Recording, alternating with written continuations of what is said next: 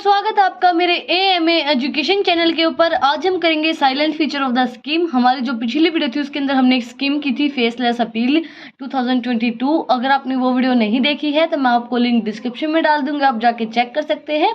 और अगर आप चैनल पे नए हैं तो आपको पता है क्या करना है, चैनल को जाके सब्सक्राइब करना और बेल आइकन प्रेस करना है ताकि आपको नई नई अपडेट्स मिलती रहें।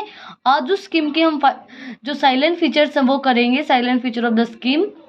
उससे पहले मैंने आप लोगों से एक बात पूछी थी कि मैं कौन से नए सब्जेक्ट की सीरीज स्टार्ट करूं जो मुझे 1 अक्टूबर से स्टार्ट करनी है, बट आप लोगों ने कोई भी कमेंट नहीं किया। दैट्स वाई मैंने ये सोचा कि हम बिजनेस एथिक्स की सीरीज स्टार्ट करेंगे 1 अक्टूबर से। अगर फिर भी आपको कोई और सब्जेक्ट की चाहिए तो आप मुझे कमेंट में बता सकते हो, नहीं तो मैं फिर बिजनेस एथिक्स की ही सीरीज स्टार्ट करूंगी 1 अक्टूबर से। तो हम स्टार्ट करते हैं सबसे पहले faceless appeal centre. National Faceless Appeal Center and Religions Faceless Appeal Centers has been created under each religion's Faceless Appeal Centers. Appeal units has been created to conduct the appeal processing. मतलब Faceless Appeal Center क्या है, सारी चीज़ों को क्या करता है, conduct करता है, कोड ऑफ कंडक्ट को उसके देखता है। And all the communications between the appeal units and the applicants और द असेसिंग ऑफिसर्स और any other person shall be through the national faceless appeal centre only and in electronic mode only. इसके अंदर क्या है कि सिर्फ जो भी कम्युनिकेशन होती है अपील सेंटर के बीच में, अपील यूनिट के बीच में, जो अप्लीकेंट्स होते हैं उनके बीच में, वो सारी किस चीज़ के किस मोड से होती है, वो इलेक्ट्रॉनिक मोड के थ्रू ही होती है। इसके बाद है additional evidence shall be filed with the National Faceless Appeal Centers only. The National Faceless Appeal Center shall be forwards the additional evidence to the National Faceless Assessment Center. जो additional evidence होते हैं shall be fill किए जाते हैं with the जो हमारी National Faceless Appeal Center है उसके थ्रू। जो National Faceless Appeal Center है shall be forward करेंगे जो additional evidence है उनको National Faceless Assessment Center को। फोर्थ पॉइंट क्या है, national faceless appeal centre shall be have to the power to impose penalties for non complaints of any notice. जो national faceless appeal centre है उसके अंदर क्या दिया है, उसके पास पावर होती है, वो इम्पोज कर सकता है penalties non complaints for any notice. मतलब उसने नोटिस नहीं दिया तो वो पेनल्टी चार्ज कर सकता है। And national faceless appeal centre is the empowered to pass the appeal order. जो नेशनल फेसलेस अपील सेंटर है उसके पास इम्पावर्ड होती है कि वो पास कर सकता है अपील का ऑर्डर।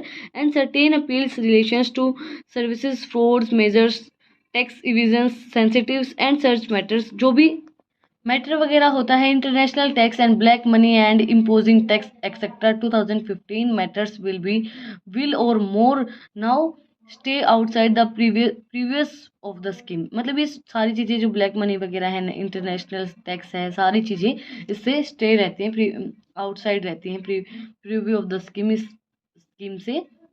पता नहीं आज सुबह से बारिश आ रही है, बारिश का मौसम हो रखा है। मैं सुबह से सोच रही थी कि अब वीडियो बनाऊं, लेकिन बारिश रुक ही नहीं रही है। फिर मैंने सोचा कि थोड़ी थोड़ी आ रही है, अब बना लेती हूँ। ज़्यादा आवाज़ नहीं आ रही, फिर भी आप लोगों को पीछे से थोड़ी थोड़ी आवाज़ आ रही होगी, लेकिन मुझे बहुत ज़्यादा पसंद है बारिश का मौसम, बारिश बहुत ज़्यादा पसंद है। पता ना आप लोग मुझे कमेंट में कि बारिश किस किस को पसंद है।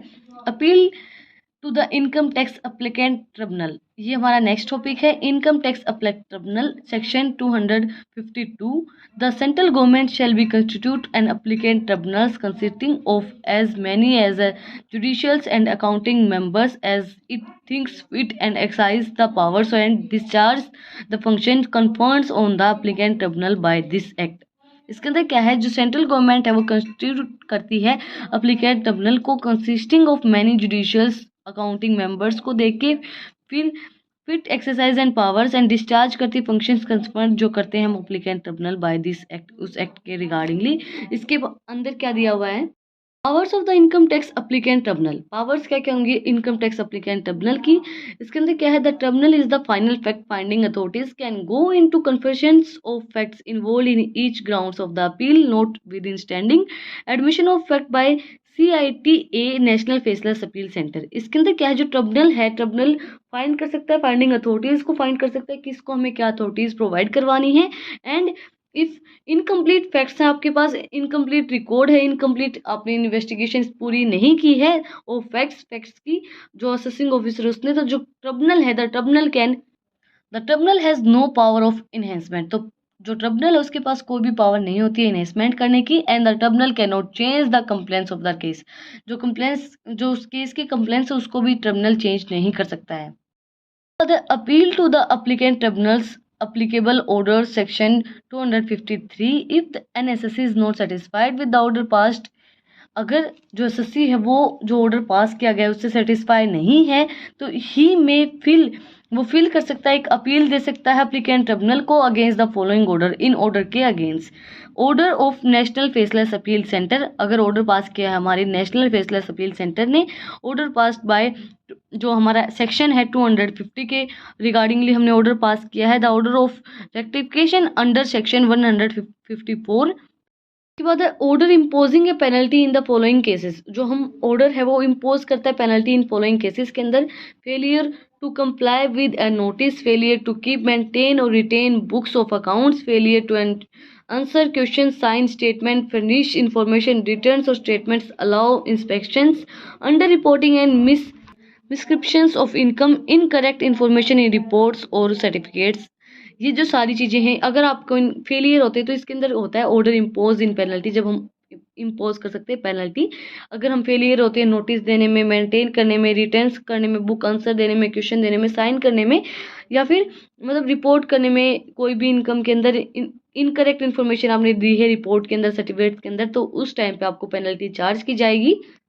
The orders of principal commissioner और कमिश्नर और प्रिंसिपल कमिश्नर के क्या क्या ऑर्डर्स हैं, refusing registered of a charitable और रिलीजियस ट्रस्ट सेक्शन 12AA के अंदर आएगा, डिवीजन ऑर्डर सेक्शन 263 के अंदर आएगा, imposing of penalty and accounts of failure to answer question, sign statement, furnish information, returns और स्टेटमेंट, अलाउ इंस्पेक्शन, ये सेक्शन 272A के अंदर आएंगे। और ऑर्डर है order of rectification passed relating to revisions order, imposing of penalties and accounts of failure to comply with notice of concealments of income section 271 के अंदर आएंगे, disallowed of deductions in respect of donations to an institutions of fund section 80G5 के अंदर आएंगे, under reporting and reporting of income भी इस order of principal of commissioner के अंदर इंक्लूड होंगी। इसके बाद order of national faceless assessment centre, order to exclude है टेनेज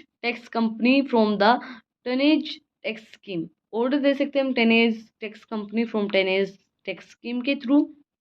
इसके बाद फोर्थ पॉइंट है अपील बाय डिपार्टमेंट अपील कर रहा है तो इसके अंदर क्या आएगा, जो प्रिंसिपल कमिश्नर है direct the national faceless assessment Center to fill an appeals against an order passed by the National Faceless Appeal Center under the Faceless Appeal Scheme 2020 before the income tax applicant tribunals having judications over the judication assessing officer। मतलब हम fill कर सकते हैं appeal against the national faceless appeal centre के against. इसके अंदर क्या आएगा, to cut litigation cost the CBDT has deduct that appeal will be filed on in the cases where the tax effect from the relevant assessment year exceeds as under। In cases के अंदर हम उसको अगर वो exceed करता है इनसे तो हम उसके अंदर अपना जो अपील है वो कर सकते हैं। Appeal before the applicant tribunal 50 lakh तक, appeal under section 260A before high court के अंदर 1 करोड़ तक होगी हमारी, और सुप्रीम कोर्ट के अंदर क्या होगी, सुप्रीम कोर्ट के अंदर होगी अपील हमारी 2 करोड़ तक। इसके बाद टाइम क्या होगा इसके अंदर, every appeal to be the tribunal shall be filed with 60 days, जो हमारी अपील है वो 60 डेज के अंदर फिल की जाएगी of the receipt of the order, जो हमारा रिसिप्ट आई हो उस ऑर्डर देने के बाद। सुट appeal against the SSC of the principal commissioner और commissioner as in the case में भी, अगर प्रिंसिपल कमिश्नर और कमिश्नर के केस के अंदर है तो। इसके बाद फीस क्या क्या दी जाएगी हमारी इसके अंदर, if the appeal is filled by the assessee, अगर अपील फिल कर रहा है SSC, it shall be accompany a fee of where the total income computed by the National Faceless Assessment Center is kept up। अगर जो हमारी total income है वो कितनी है, 1 लाख है, 1 लाख है, तो उसके ऊपर फीस दी जाएगी 500 रुपये, 500 रुपीज़। पॉइंट है where the total income computed by the national faceless assessment centre is more than 1 lakh but not more than 2 lakh. अगर हमारी 1 लाख से ज़्यादा है और 2 लाख से कम है तो हमें 1500 रुपये फीस के देने पड़ेंगे, 1500 रुपीज़ फीस के देने पड़ेंगे। And where the total income computed the national faceless assessment centre is more than 2 lakh, अगर वो 2 लाख से ज़्यादा है तो 1% of the assessed income subject to the maximum हमारी अगर 1 लाख है तो उससे ज़्यादा हमें फिर 1% देना पड़ेगा। इसके बाद है where the subject matter of an appeal relates to matter other than specified ABC से अगर दूसरा है तो हमें सिर्फ 500 रुपये देने पड़ेंगे अपील को फिल करने के लिए। And however no fees is payable by the department or by the SSC when he fills a memorandum of course objection। अगर वो मेमोरेंडम ऑफ कोर्स दे रहा है, मेमोरेंडम ऑफ कोर्स फिल कर रहा है, तो उस टाइम पे आपको कोई भी फीस पे नहीं करनी पड़ेगी। And application for stay of demand, अगर आप डिमांड करे, स्टे ऑफ डिमांड कर रहे हो, तो आपको 500 रुपये फीस देनी पड़ेगी, 500 रुपीज़ फीस देनी पड़ेगी। वीडियो के अंदर हमने किया है features of faceless appeal centre की, क्या क्या फीचर्स हैं स्कीम की, और appeal to the applicant tribunals, वो हमने आज की वीडियो के अंदर कवर किए हैं। और अगर आपको आज की वीडियो पसंद आए तो आप लोगों को पता ही है क्या करना है, आपको मुझे कमेंट में बताना है कि वीडियो कैसी लगी, और आपको कोई डाउट है तो वो भी आप मुझे कमेंट में पूछ सकते हैं। तो मिलते हैं किसी और नई वीडियो के साथ, किसी नए टॉपिक के साथ। Thank you for watching my video.